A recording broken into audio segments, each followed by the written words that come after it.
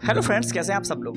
जैसा कि आप लोगों को पता होगा कि नीट एग्ज़ाम आपका 5 मई को आ गया और आप लोगों में से बहुत सारे लोगों के मन में अभी भी ये चल रहा होगा कि हम तैयारी आखिरकार कैसे करें। मतलब हमको सिलेक्शन लेने के लिए 650 नंबर लेकर आने हैं और इतने कम समय में, वैसे हमारी तैयारी चल रही है लेकिन हम कम समय में अपने अंदर ऐसी क्या इंप्रूवमेंट लेकर आए जिसके कारण 650 नंबर हमको मिल जाए, गवर्नमेंट मेडिकल कॉलेज मिल जाए और हमारा अच्छे तरीके से एडमिशन हो जाए। तो आप लोगों से कहना चाहूँगा, बस मैं तुम 3 चीज़ों पर सबसे ज़्यादा ध्यान देना।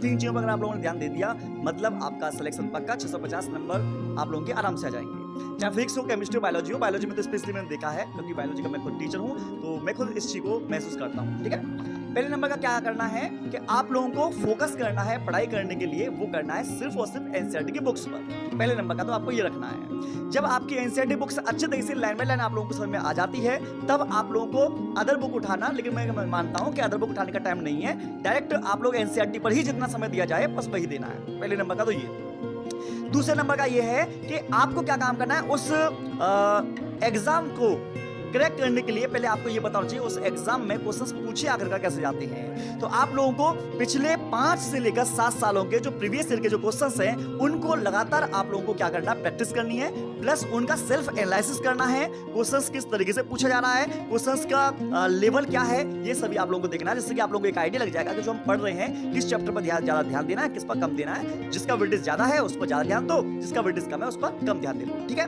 तीसरे नंबर का जो मैं पॉइंट बोलने वाला हूं ये है आप लोगों के लिए मेन पॉइंट, जो आपके एग्जाम के अंदर जो यूपी बोर्ड वाले, हिंदी मीडियम वाले, जो हमारे इंडिया में जितने भी स्टूडेंट हैं उनके लिए ये होने वाला है। तो आपको एक बात तो पता ही होगी कि आप जब एनसीईआरटी पढ़ते हो, जैसे हिंदी मीडियम वाली एनसीईआरटी ले ली, तो आप सिर्फ हिंदी मीडियम के जितने भी उसमें वर्ड दे रखे होते हैं आप वही पढ़ते हो। लेकिन ये गलती अब आप लोगों को नहीं करनी। आपको थोड़ा सा इसमें कुछ बदलाव करना है। वो क्या है कि आपको ये पढ़ने के बाद में एनसीईआरटी में जो मेन वर्ड होते हैं, जैसे हम जब पढ़ते हैं तो एक हेडिंग बनती है ना हमारी, जैसे विपुंसन हेडिंग होती है या मान लो कोई सी भी अदर हेडिंग होती है, तो जो हेडिंग होती है उस हेडिंग के इंग्लिश के वर्ड को आप लोगों को पता होना चाहिए। जब सारे मेन पॉइंट्स जो हैं उनके इंग्लिश के वर्ड आप लोगों को पता होंगे तो आप लोगों का जो नीट एग्जाम को बहुत अच्छा होगा। अब आप कह रहे होंगे सर ऐसा कैसे कि एनसीईआरटी जो हमारी है उसे पढ़ लेंगे तो हमारा सिलेक्शन नहीं हो पाएगा क्या? तो हाँ, नहीं हो पाएगा।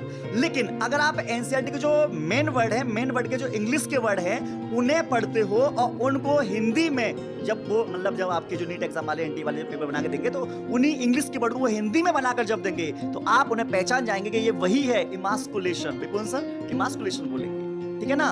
वो मतलब कि स्वपरागण सेल्फ पोलिनेशन बोलते हैं। इसी का एक और नाम है ऑटोगेमी, और ऑटोगेमी इंग्लिश का वर्ड है, हिंदी में लिखकर देगा। कैसे देगा? हिंदी में लिखकर। आपको बता दें, जैसे जो दाद हमारा होता है, फंगल इन्फेक्शन होता है, लेकिन वो दाद ना बोलकर हिंदी में लिखकर देगा। क्या लिखकर देगा पता है आप लोगों को? रिंग वर्म हिंदी में लिखा हुआ मिलेगा। हाथी पांव हम पढ़ते हैं, अच्छी बात है, लेकिन वो हाथी पांव को हिंदी में लिखकर देगा। हिंदी मतलब हाथी पांव का इंग्लिश का वर्ड क्या है? एलिफेंटियसिस, तो उसको हिंदी में लिखकर देगा। तो मैं आपको यही बताने की कोशिश कर रहा हूं कि वो आप लोगों से कहां पर गलती करवाना चाहता है, और पेपर जब टफ बनेगा तो टफ बनेगा कहां पर? इसी जगह से टफ बनेगा, क्योंकि वो कुछ नया नहीं करने वाला, वो बस आपके पेपर के अंदर जो लैंग्वेज है उस लैंग्वेज में बदलाव करेगा। जब लैंग्वेज में बदलाव हो जाएगा तो पेपर तो अपने आप टफ हो जाएगा। आपने तो सिर्फ हाथी पांव याद कर रखा था, आपने सिर्फ विपुंसन पढ़ा रखा था, इमास्कुलेशन क्या होता है आपको पता ही नहीं है। तो आपको बता दें, आपको मैंने एक बात बता दी है कि एनसीईआरटी फॉलो करो अच्छे तरीके से, प्लस एनसीईआरटी के इंग्लिश के जो मेन टर्म्स हैं उन सभी को आप लोगों को पता होना चाहिए। ठीक है, ये आप लोगों को काम अगर कर लेते हो तो आपको कोई भी दिक्कत महसूस नहीं होगी। और आपको बता दें, अगर आप लोग चाहते हैं नीट एग्जाम में तुक्का मारना, कुछ क्वेश्चंस ऐसे होते हैं जो तुक्का मारने से हमारे सही चले जा सके, ठीक है, तो एक मैंने ये वीडियो बना रखी है, इस वीडियो को आप लोग जाकर देख सकते हैं। इसमें तुक्का मारने का बिल्कुल सटीक तरीका आप लोगों को बताया गया है, जो आप लोगों के बहुत काम आ सकता है। उसके साथ साथ मैं नीट एग्जाम से रिलेटेड हिंदी मीडियम के क्वेश्चंस लाता रहता हूं। नीचे आप लोगों को डिस्क्रिप्शन में लिंक मिल जाएगा, जाइए देखिए और पढ़िए सीखिए। ठीक है, चलो मिलते हैं नेक्स्ट वीडियो में। और कोई भी समस्या अगर आप लोगों को आती है नीट में ड्रेस कोड क्या होना चाहिए, क्या लेके जाना, क्या लेकर नहीं जाना, सारी की सारी इन्फॉर्मेशन मैं आई कार्ड में लगा दूंगा या एंड में लगा दूंगा, वहां पर जाकर आप देख लीजिए।